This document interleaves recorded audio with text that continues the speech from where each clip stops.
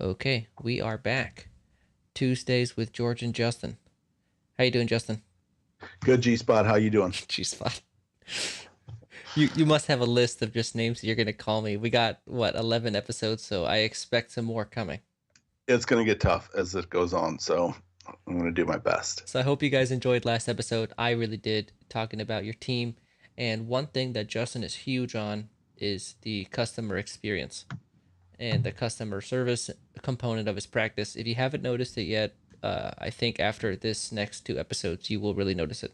And Justin, this is going to be a two-parter, correct? Correct. Yep. So we're going to do two parts for you. And I think we should just go ahead and dive in. This will be really good. And this is kind of the foundation for Justin's philosophy on patient interaction, and everything that he does is kind of geared around his customer service. So Yep. you do make a comment about your practice in the course where it's about the people you serve. And Right. can you go ahead and kind of talk about that? Um, well, I, I think you pretty much summed it up. No. So, yes, I think your practice is about the people you serve, whether that's your patients, your team. Um, Again, it's not about me. I can have my way 4 days a week, 300 or 240 days a year. I can have things the way I want it. When I'm at my office, my my focus is on my team and my patients, squashing my pride, squashing the things that I may want. Um, and we try to overpromise and we try to overdeliver. And I think that's what top practices do. So you overpromise? Yeah. I mean, I think we always let them know, like, and I think overpromise is maybe that's just kind of a cliche phrase now that I think about it. But we try to tell them we're going to give them an amazing experience. I'm going to try to tell a patient, you know what, when we get done with your smile, it is going to blow you away. And if we don't nail it the first time, we're going to get it so you're in love with it, and you're going to wish you had done this 10 years ago. And then we try to deliver, and I try to answer to that, and it kind of holds me accountable.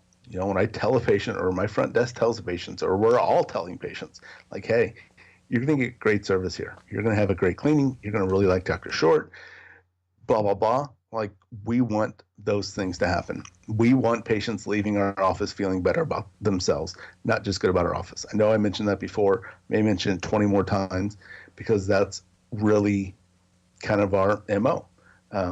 People like being around people who make them feel better about themselves. In the story, like, that's a truth whether we want to admit it or not. And that's what we try to do for the people that come in our office. And so how do you go about accomplishing that? Because you talk about in the course where you break it down into six phases. First one being, the initial phone call, answering the phone. Can you kind of go through that process of how you break down customer service? Yeah. I'd say let's kind of just go through them one by one. I break it down like, I think, six phases inside the course. And the first one's the phone. So if you kind of want to start there, we can discuss that. Absolutely. I'll just let you Does take it that away. work? Since you got all six, you taught the course. Why don't you just kind of go through them all for our listeners, one by one, and say what you need to say for them? Well, what I was going to say is let's go through them. Like, let's start with phone. Let's go through that. And then we'll go on to the next one, go through that, as opposed to just listing them out. And Oh, does that work? absolutely. Yeah, that's exactly what I wanted to do. Okay, sorry. Perfect. I'm an idiot. Yeah, so let's start with phone. I think number one is scripts. And I think that's one thing that makes me a little bit different is I don't like scripts. Um, I think, and number two on that, um, don't underestimate the importance of the first phone call. Like, patients are assuming a lot based off that call. Like, feel the pressure of that first call, and they direct whatever they're feeling from that first interaction. They're going to direct it right on you, whether it's justified or it's not. Is the person answering the phone, are they sloppy in their presentation? Are they rushed? Are they crabby? Are they short with the patient? Do they sound like they smoke a pack a day? Like, whatever that patient's taken away from that, they're putting it right back on you. They must assume, hey, This whole office must be like this.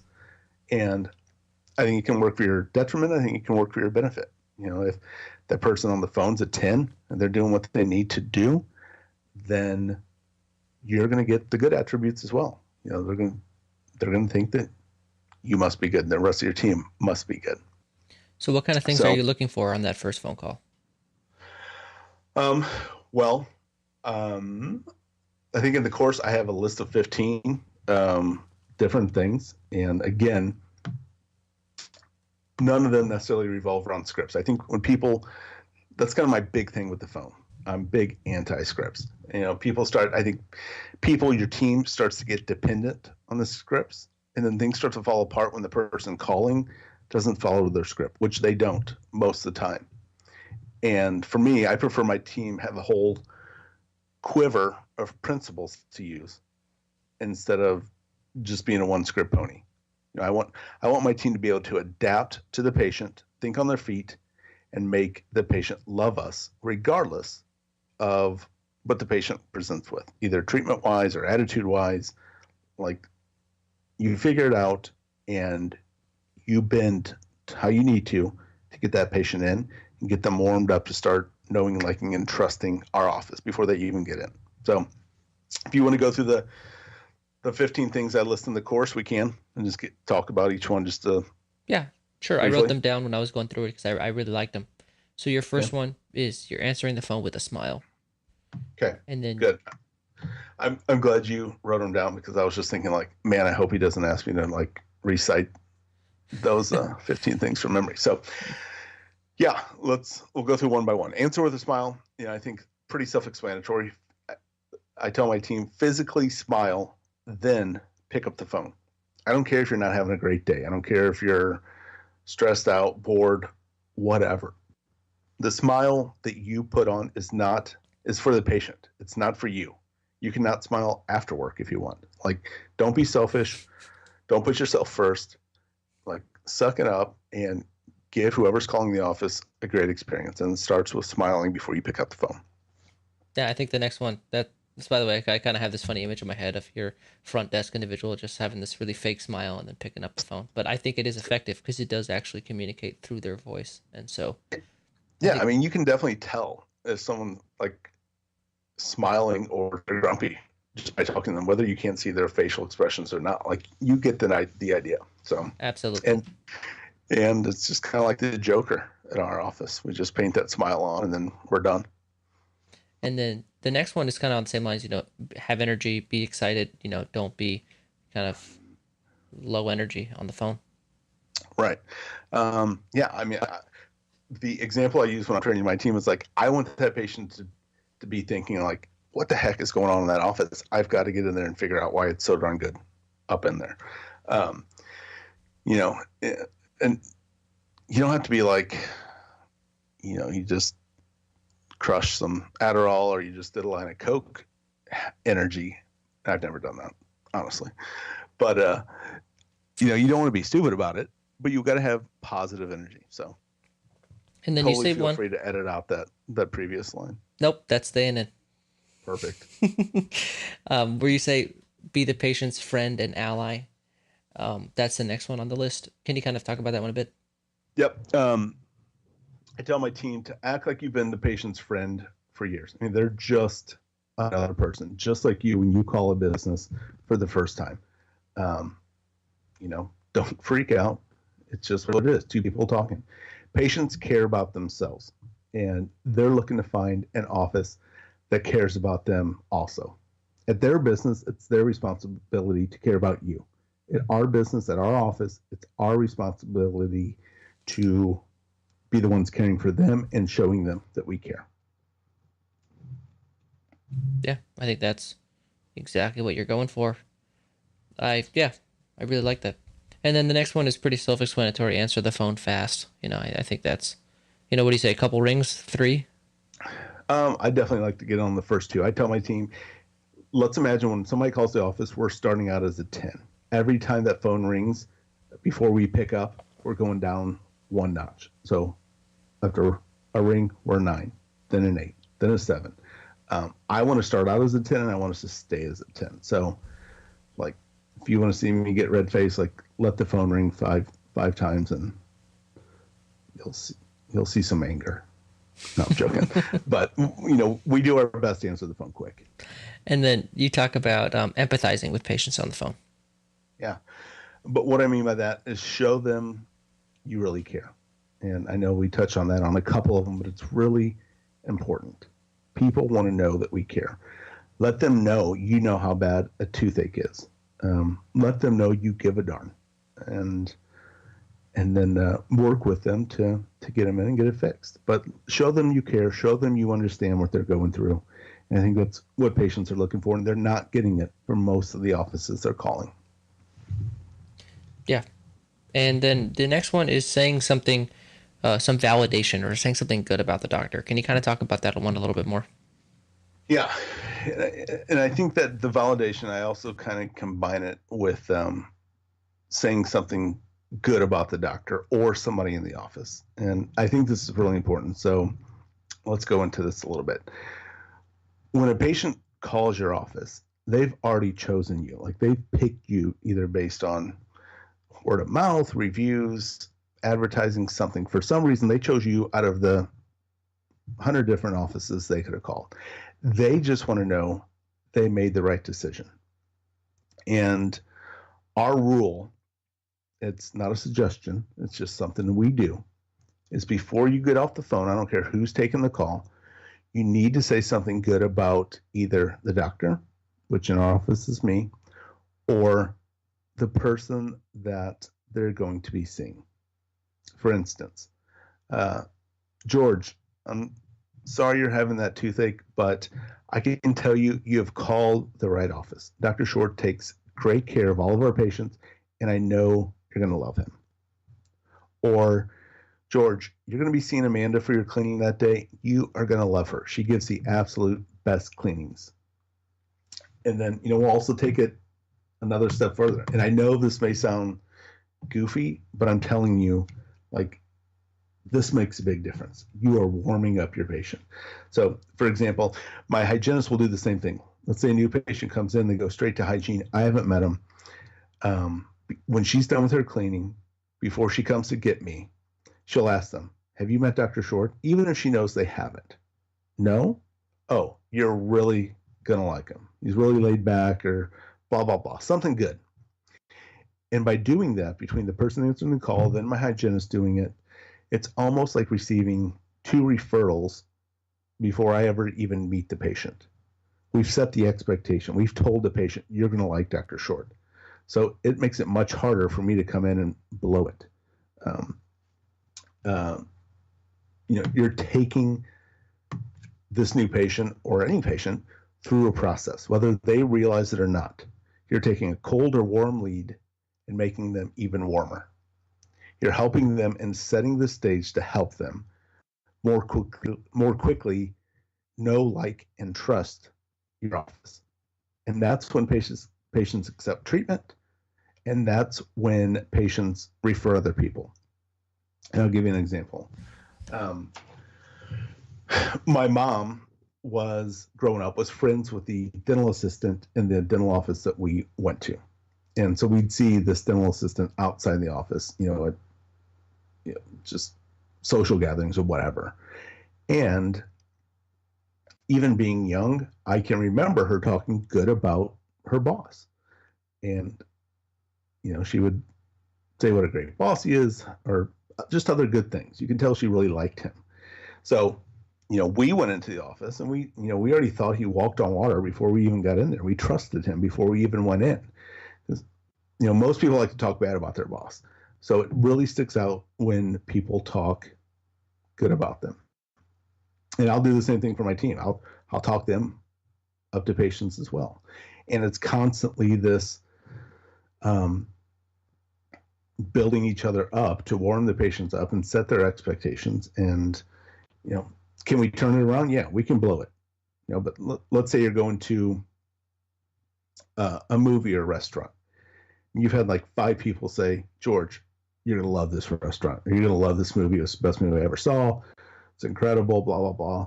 Like, either that restaurant or that movie, it has to be extra bad for you to think that it wasn't good, because all these other people have already socially validated, like, this is good stuff. It must be something wrong with you, George, if you don't like this restaurant or you don't like this movie. So it's just, you're setting the expectations. Yeah, Does and that I all make think that sense? absolutely. And in my mind, and kind of maybe our listeners' mind, was talking about acquisitions. I think this is huge coming into an office and not knowing the patient, but having that validation, from the time they step in till the time you meet them as the new guy.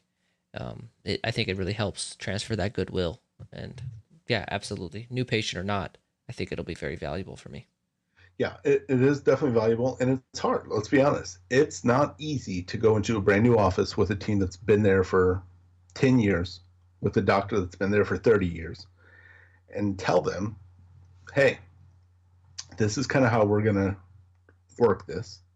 And I need you guys, when someone calls, to say something good about me. I don't want you to lie to them. Maybe I've made this impression on you, I've made this impression, but this is why we're doing this. And, you know, it's not easy. Even when I first did it and I had been working with my team for a little while, it's still not easy to say, hey, I want you to say something good about me.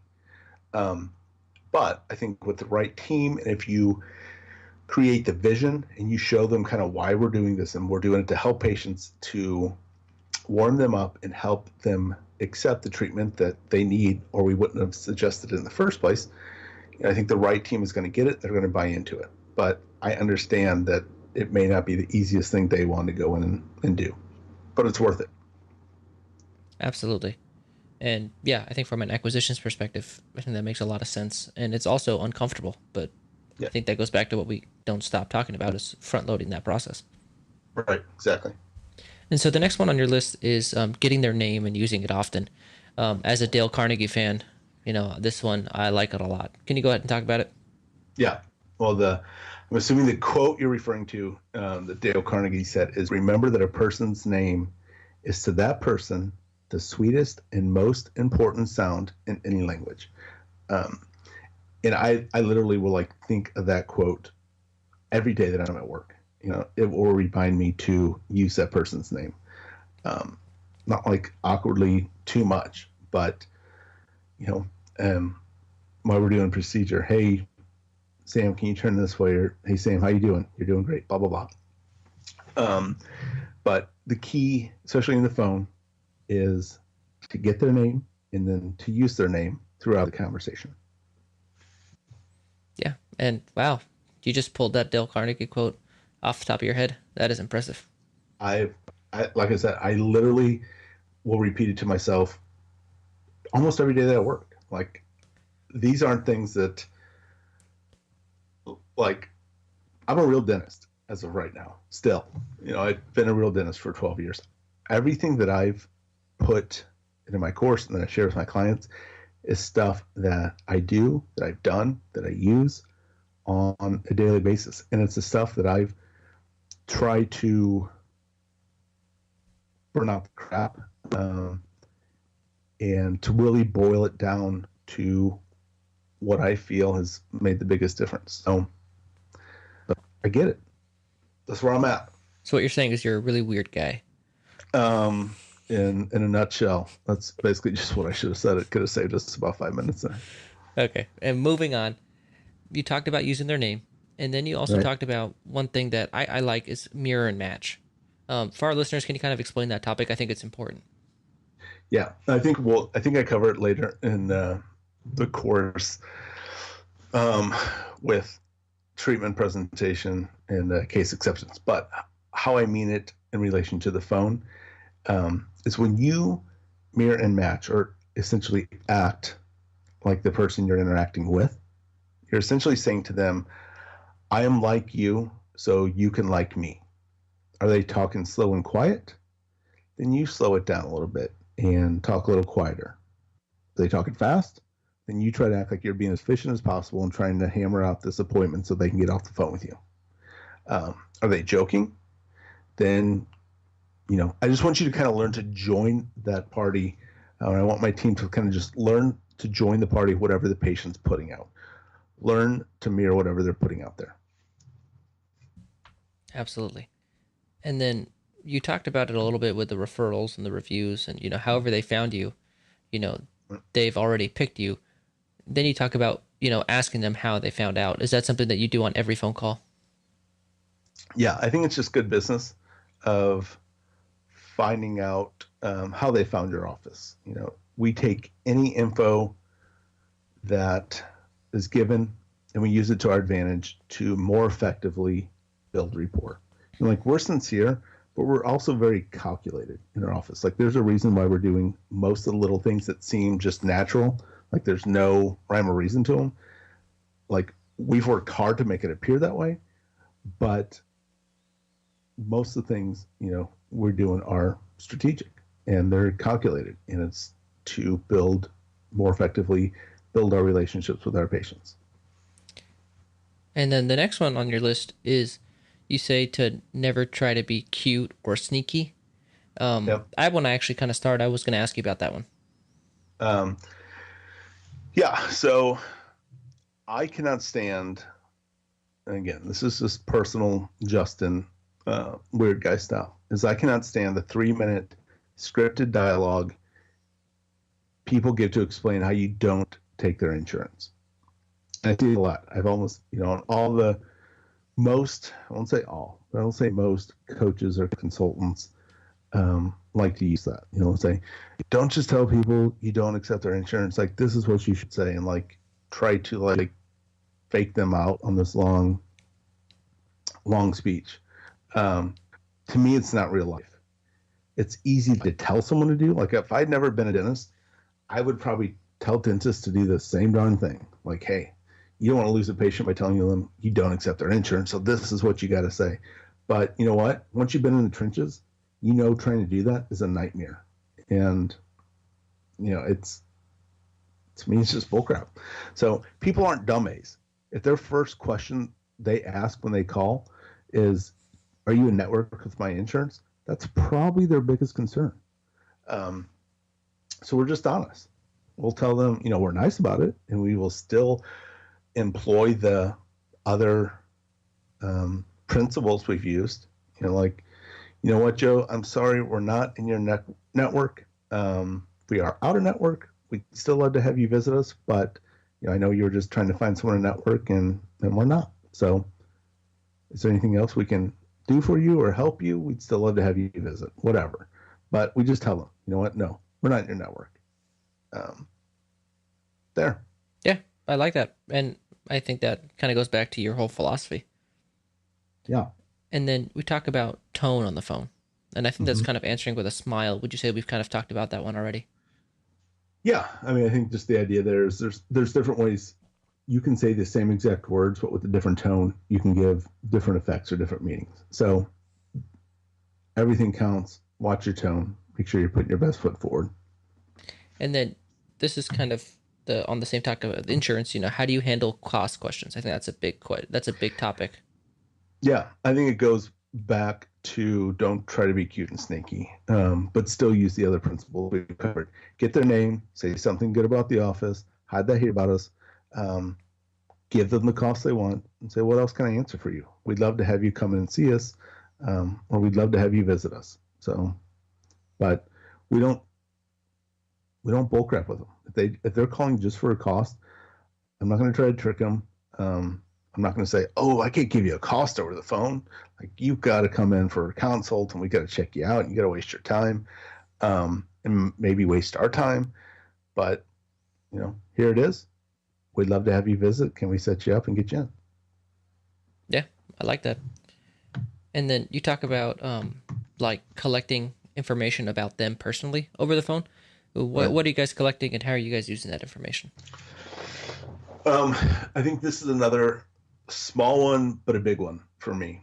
And the idea is we collect all information and put it in the computer. Like, I'm not going to ask them, a bunch of personal questions, but sometimes just in normal conversation, person to person, things come out. Maybe you find out that they're nervous, or they just moved to town, or that they're getting married and they want to get some stuff done before then. We then, we don't just let it go in one ear and out the other. We put it in our computer in their personal notes, and we then we then use that information to help us build rapport when they come in. So, for example, the patient calls, they give some information, we schedule them. Hygienist gets them, brings them back to their room. She may say, "Hey, George, I heard you just moved to St. Louis. What brought you to town?" George is like, "How the hell did you know I just moved to St. Louis?" But it all goes back to, for me, is that running a successful dental practice is 90% about relationships and 10% about dentistry. To me, dentistry is the easiest part, the easy part. Most any dentist can do dentistry, but few become masters at building rapport, and that's what separates some offices from the rest of the pack. So we collect all information patients put out there: wedding, vacations, number of children, ages, hobbies, grandchildren, where they work, training for a marathon. And then when we see them again, or if we have to call them down the road, "Hey, George, just want to let you know you're due for your recall exam. Great. By the way, how'd your marathon go? Or how'd that vacation go?" We don't interrogate them to get this information. And I'm talking about now, like, stuff that may come up during a hygiene exam, or not just on the phone. Kind of ranting here, but basically any information they give, we collect, and we use it to build a rapport down the road.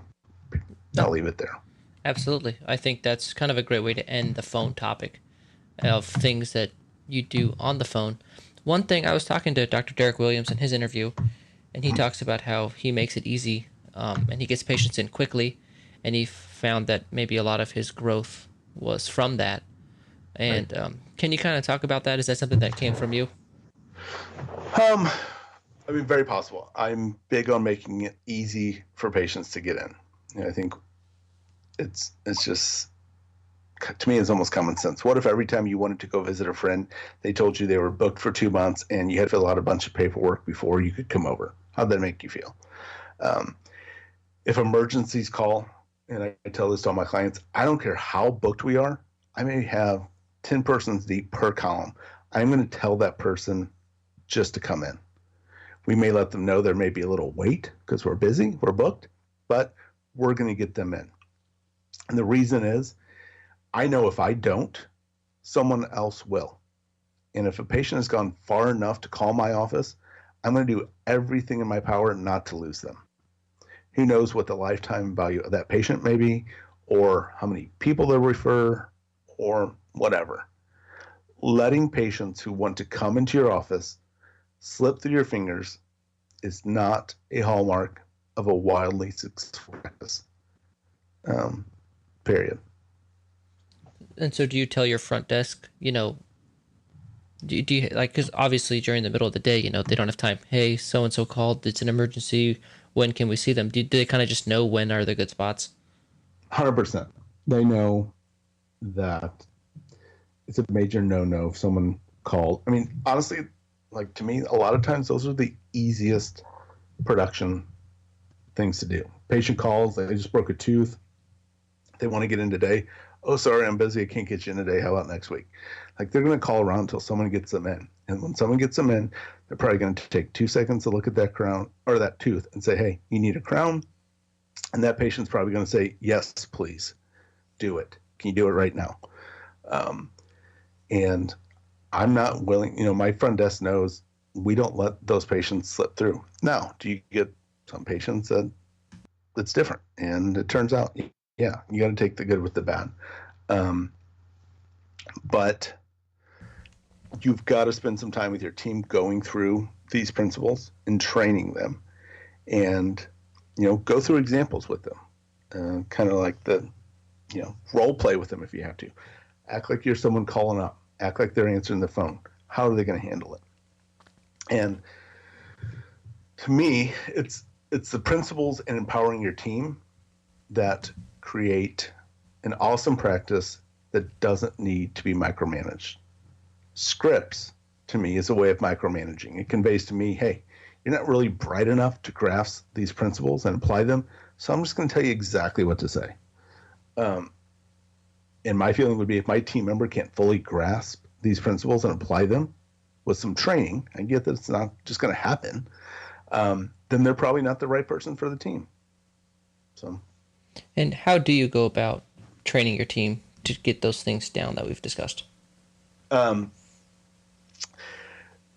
that basically kind of what I just said. It's just working with them, being intentional, sitting down and just practicing role play for an hour. Okay, patient calls with this. What are you going to say? What's the first thing you're going to say? You're going to get their name. You're going to say something good about our office. You're going to have a smile, have a positive attitude. You're going to get them in. And so I think those are the biggest thing. It's just setting aside time to work with them, go through, and it's not rocket science. Like, honestly, spending an hour going through all these principles and role playing a few times with everyone, and you could even make like a cheat sheet up front if you needed to for a while. Like, if you're hiring good people, if you have good people in there, that's all it's going to take. And then, stay on them, make sure they're doing it. But most people will never spend that time. Most people will never be that intentional to say, this is how I want it done. This is what we're going to do. These are principles I want you to incorporate. I want you to say, make sure every patient that calls, you say something good about our office. People don't want to do that. They don't want to have those hard, and they're not even that hard, but those conversations with their team. And they end up putting off the rewards and success that they could have if they would. And I noticed that kind of a theme throughout we finished talking about your team, but it kind of always comes up where you talk about if they're not willing to do so and so, then they're just not a good fit for the team. What would you say to somebody who felt like, man, that's kind of harsh? I feel like, you know, that might be just a little bit cutthroat of you, but what do you say to that person? I would say, you know what? I don't want to come across harsh. That's definitely not my goal. And I would let them know if I say someone isn't the right fit for your office or my office, I'm not saying they're a bad person. That's two totally different things. People could be great people in every respect and just not be a perfect fit for that duty or that job. Um, and it comes down to is that I know the firsthand, 100%. I've done it. I'm a dentist. I get it because I do it every day. I've done it and I've built a successful practice off these principles, and I've seen them work with my clients. I know the importance of having the right team in place. I tell the dentist or whoever, you've worked hard. You spent a lot of money and time to get where you're at. And I don't want an underperforming team sabotaging that. To me, that's harsh. When I'm working with a client, they are the ones I care about. Their success is what I'm there for.